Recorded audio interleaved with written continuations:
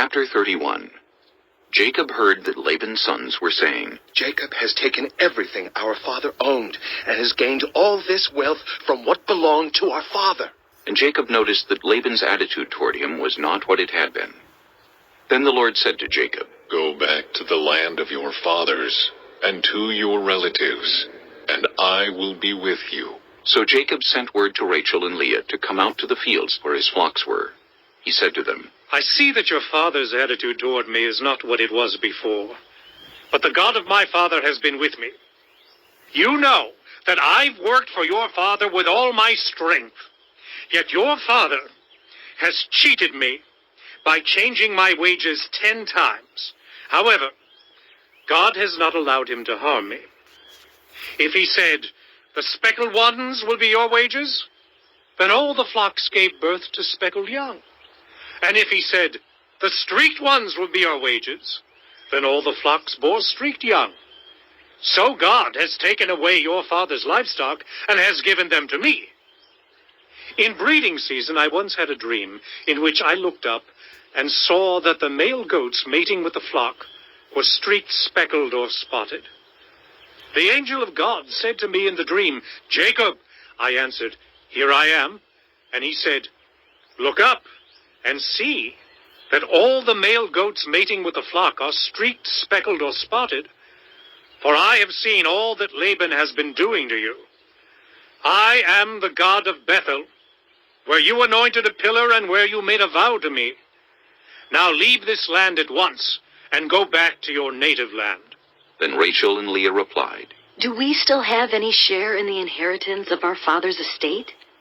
Does he not regard us as foreigners? Not only has he sold us, but he has used up what was paid for us. Surely all the wealth that God took away from our father belongs to us and our children. So do whatever God has told you. Then Jacob put his children and his wives on camels, and he drove all his livestock ahead of him, along with all the goods he had accumulated in Paddan Aram, to go to his father Isaac in the land of Canaan. When Laban had gone to shear his sheep, Rachel stole her father's household gods. Moreover, Jacob deceived Laban the Aramean by not telling him he was running away. So he fled with all he had, crossed the Euphrates River, and headed for the hill country of Gilead. On the third day, Laban was told that Jacob had fled. Taking his relatives with him, he pursued Jacob for 7 days, and caught up with him in the hill country of Gilead. Then God came to Laban the Aramean in a dream at night, and said to him, Be careful not to say anything to Jacob, either good or bad. Jacob had pitched his tent in the hill country of Gilead when Laban overtook him, and Laban and his relatives camped there too. Then Laban said to Jacob, What have you done? You've deceived me, and you've carried off my daughters like captives in war. Why did you run off secretly and deceive me? Why didn't you tell me, so I could send you away with joy and singing to the music of timbrels and harps? You didn't even let me kiss my grandchildren and my daughters goodbye. You have done a foolish thing.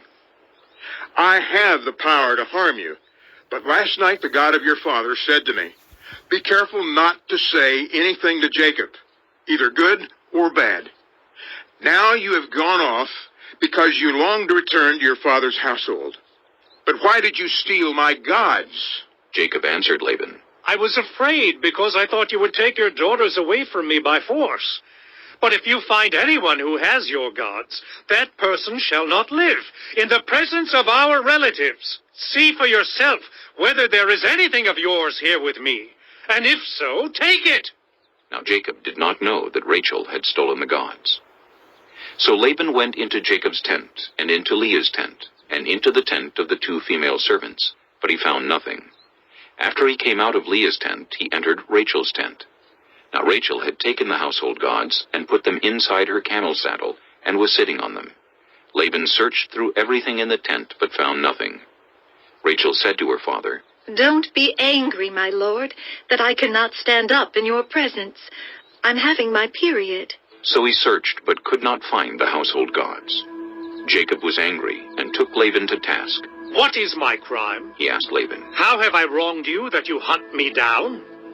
Now that you have searched through all my goods, what have you found that belongs to your household? Put it here, in front of your relatives and mine, and let them judge between the two of us.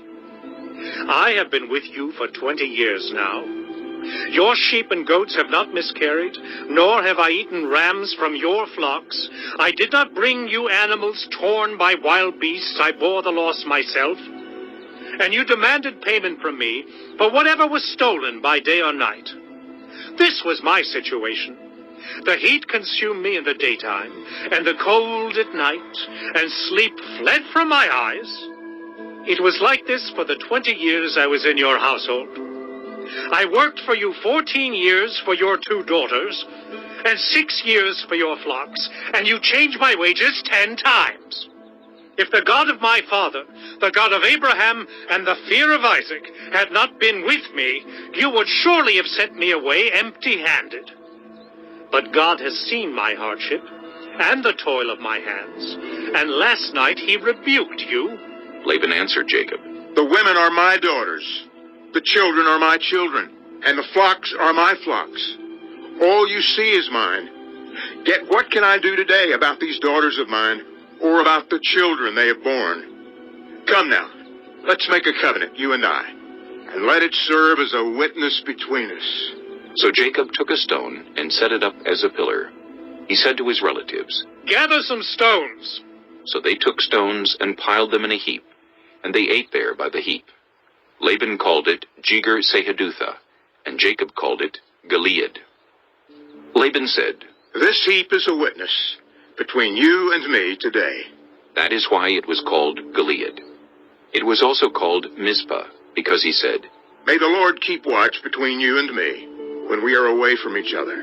If you mistreat my daughters, or if you take any wives besides my daughters, even though no one is with us, remember that God is a witness between you and me. Laban also said to Jacob, Here is this heap, and here is this pillar I've set up between you and me.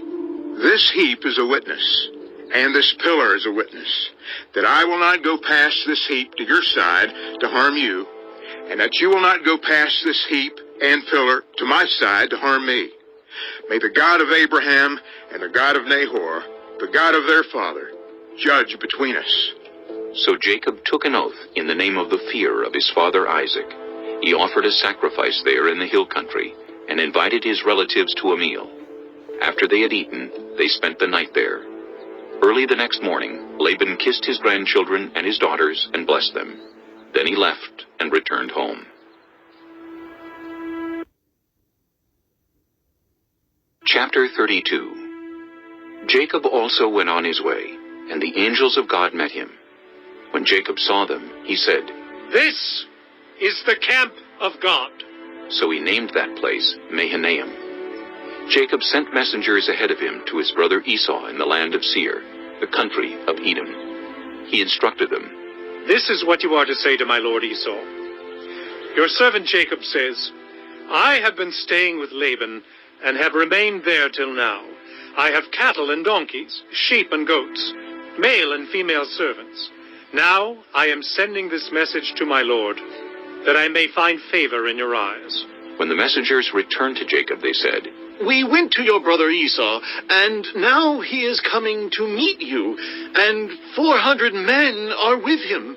In great fear and distress, Jacob divided the people who were with him into 2 groups, and the flocks and herds and camels as well. He thought, If Esau comes and attacks one group, the group that is left may escape. Then Jacob prayed, O God of my father Abraham, God of my father Isaac, Lord, you who said to me, Go back to your country and your relatives, and I will make you prosper. I am unworthy of all the kindness and faithfulness you have shown your servant. I had only my staff when I crossed this Jordan, but now I have become 2 camps. Save me, I pray, from the hand of my brother Esau, for I am afraid he will come and attack me, and also the mothers with their children. But you have said, I will surely make you prosper, and will make your descendants like the sand of the sea, which cannot be counted. He spent the night there, And from what he had with him, he selected a gift for his brother Esau: 200 female goats and 20 male goats, 200 ewes and 20 rams, 30 female camels with their young, 40 cows and 10 bulls, and 20 female donkeys and 10 male donkeys. He put them in the care of his servants, each herd by itself, and said to his servants, Go ahead of me, and keep some space between the herds. He instructed the one in the lead. When my brother Esau meets you and asks, Who do you belong to, and where are you going, and who owns all these animals in front of you? Then you are to say, They belong to your servant Jacob. They are a gift sent to my lord Esau, and he is coming behind us. He also instructed the second, the third, and all the others who followed the herds. You are to say the same thing to Esau when you meet him. And be sure to say, Your servant Jacob is coming behind us. For he thought, I will pacify him with these gifts I am sending on ahead. Later, when I see him, perhaps he will receive me. So Jacob's gifts went on ahead of him, but he himself spent the night in the camp. That night, Jacob got up and took his 2 wives, his 2 female servants, and his 11 sons, and crossed the ford of the Jabbok. After he had sent them across the stream, he sent over all his possessions. So Jacob was left alone, and a man wrestled with him till daybreak. When the man saw that he could not overpower him, he touched the socket of Jacob's hip, so that his hip was wrenched as he wrestled with the man. Then the man said, Let me go, for it is daybreak. But Jacob replied, I will not let you go unless you bless me. The man asked him, What is your name? Jacob! He answered. Then the man said, Your name will no longer be Jacob, but Israel, because you have struggled with God and with humans, and have overcome. Jacob said, Please, tell me your name. But he replied, Why do you ask my name? Then he blessed him there. So Jacob called the place Peniel, saying, It is because I saw God face to face, and yet my life was spared. The sun rose above him as he passed Peniel, and he was limping because of his hip. Therefore, to this day, the Israelites do not eat the tendon attached to the socket of the hip, because the socket of Jacob's hip was touched near the tendon. Chapter 33. Jacob looked up, and there was Esau, coming with his 400 men. So he divided the children among Leah, Rachel, and the 2 female servants. He put the female servants and their children in front, Leah and her children next, and Rachel and Joseph in the rear. He himself went on ahead and bowed down to the ground 7 times as he approached his brother. But Esau ran to meet Jacob and embraced him. He threw his arms around his neck and kissed him, and they wept. Then Esau looked up and saw the women and children. Who are these with you? He asked. Jacob answered. They are the children God has graciously given your servant. Then the female servants and their children approached and bowed down. Next, Leah and her children came and bowed down. Last of all came Joseph and Rachel, and they too bowed down. Esau asked, What's the meaning of all these flocks and herds I met? To find favor in your eyes, my lord, he said. But Esau said, I already have plenty, my brother. Keep what you have for yourself. No, please, said Jacob. If I have found favor in your eyes, accept this gift from me. For to see your face is like seeing the face of God, now that you have received me favorably. Please accept the present that was brought to you, for God has been gracious to me, and I have all I need. And because Jacob insisted, Esau accepted it. Then Esau said, Let us be on our way. I'll accompany you. But Jacob said to him, My lord knows that the children are tender, and that I must care for the ewes and cows that are nursing their young. If they are driven hard just one day, all the animals will die. So let my lord go on ahead of his servant, while I move along slowly at the pace of the flocks and herds before me, and the pace of the children, until I come to my lord and see her. Esau said, Then let me leave some of my men with you. But why do that? Jacob asked. Just let me find favor in the eyes of my lord. So that day Esau started on his way back to Seir. Jacob, however, went to Succoth, where he built a place for himself and made shelters for his livestock. That is why the place is called Succoth. After Jacob came from Paddan Aram, he arrived safely at the city of Shechem in Canaan, and camped within sight of the city. For 100 pieces of silver he bought from the sons of Hamor, the father of Shechem, the plot of ground where he pitched his tent.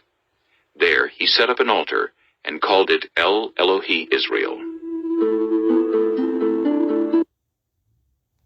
Chapter 34. Now Dinah, the daughter Leah had borne to Jacob, went out to visit the women of the land. When Shechem, son of Hamor the Hivite, the ruler of that area, saw her, he took her and raped her. His heart was drawn to Dinah, daughter of Jacob. He loved the young woman, and spoke tenderly to her. And Shechem said to his father Hamor, Get me this girl as my wife. When Jacob heard that his daughter Dinah had been defiled, his sons were in the fields with his livestock, so he did nothing about it until they came home. Then Shechem's father Hamor went out to talk with Jacob. Meanwhile, Jacob's sons had come in from the fields as soon as they heard what had happened. They were shocked and furious, because Shechem had done an outrageous thing in Israel by sleeping with Jacob's daughter, a thing that should not be done. But Hamor said to them, My son Shechem has his heart set on your daughter. Please give her to him as his wife. Intermarry with us. Give us your daughters, and take our daughters for yourselves. You can settle among us. The land is open to you. Live in it, trade in it, and acquire property in it. Then Shechem said to Dinah's father and brothers, Let me find favor in your eyes, and I will give you whatever you ask. Make the price for the bride and the gift I am to bring as great as you like, and I'll pay whatever you ask me. Only give me the young woman as my wife. Because their sister Dinah had been defiled, Jacob's sons replied deceitfully as they spoke to Shechem and his father Hamor. They said to them, We can't do such a thing. We can't give our sister to a man who is not circumcised. That would be a disgrace to us. We will enter into an agreement with you on one condition only, that you become like us by circumcising all your males. Then we will give you our daughters and take your daughters for ourselves. We'll settle among you and become one people with you. But if you will not agree to be circumcised, we'll take our sister and go. Their proposal seemed good to Hamor and his son Shechem. The young man, who was the most honored of all his father's family, lost no time in doing what they said, because he was delighted with Jacob's daughter. So Hamor and his son Shechem went to the gate of their city to speak to the men of their city. These men are friendly toward us, They said, Let them live in our land and trade in it. The land has plenty of room for them. We can marry their daughters, and they can marry ours.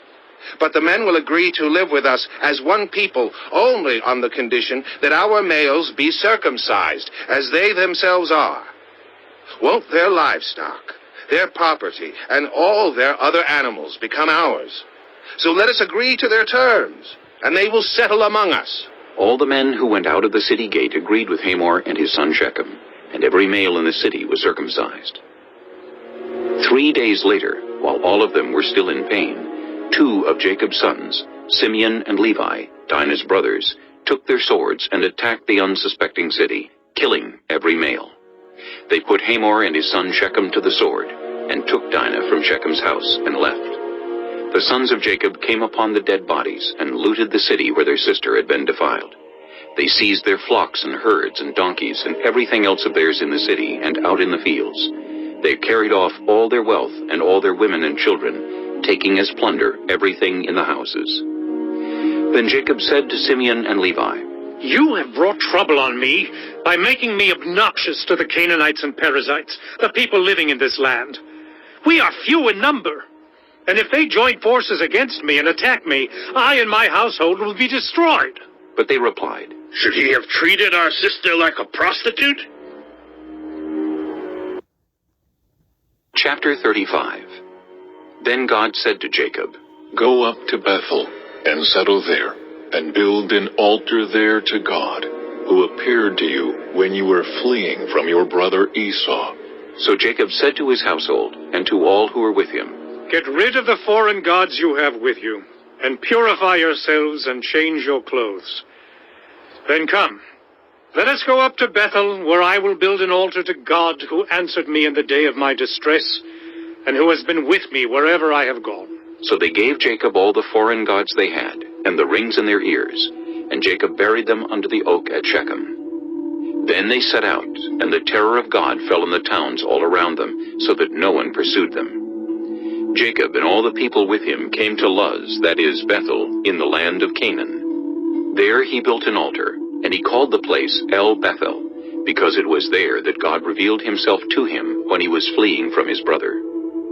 Now Deborah, Rebekah's nurse, died and was buried under the oak outside Bethel, so it was named Allon Bakuth. After Jacob returned from Paddan Aram, God appeared to him again and blessed him. God said to him, "Your name is Jacob, but you will no longer be called Jacob. Your name will be Israel." So he named him Israel. And God said to him, "I am God Almighty. Be fruitful and increase in number. A nation and a community of nations will come from you, and kings will be among your descendants. The land I gave to Abraham and Isaac I also give to you, and I will give this land to your descendants after you." Then God went up from him at the place where he had talked with him. Jacob set up a stone pillar at the place where God had talked with him, and he poured out a drink offering on it. He also poured oil on it. Jacob called the place where God had talked with him Bethel. Then they moved on from Bethel. While they were still some distance from Ephrath, Rachel began to give birth and had great difficulty. And as she was having great difficulty in childbirth, the midwife said to her, "Don't despair, for you have another son." As she breathed her last, for she was dying, she named her son Ben-Oni, but his father named him Benjamin. So Rachel died and was buried on the way to Ephrath, that is, Bethlehem. Over her tomb Jacob set up a pillar, and to this day that pillar marks Rachel's tomb. Israel moved on again and pitched his tent beyond Migdal-Eder. While Israel was living in that region, Reuben went in and slept with his father's concubine Bilhah, and Israel heard of it. Jacob had 12 sons, the sons of Leah: Reuben, the firstborn of Jacob, Simeon, Levi, Judah, Issachar, and Zebulun. The sons of Rachel: Joseph and Benjamin. The sons of Rachel's servant Bilhah: Dan and Naphtali. The sons of Leah's servant Zilpah: Gad and Asher. These were the sons of Jacob, who were born to him in Paddan Aram. Jacob came home to his father Isaac in Mamre, near Kiriath Arba, that is, Hebron, where Abraham and Isaac had stayed. Isaac lived 180 years. Then he breathed his last and died, and was gathered to his people, old and full of years. And his sons Esau and Jacob buried him.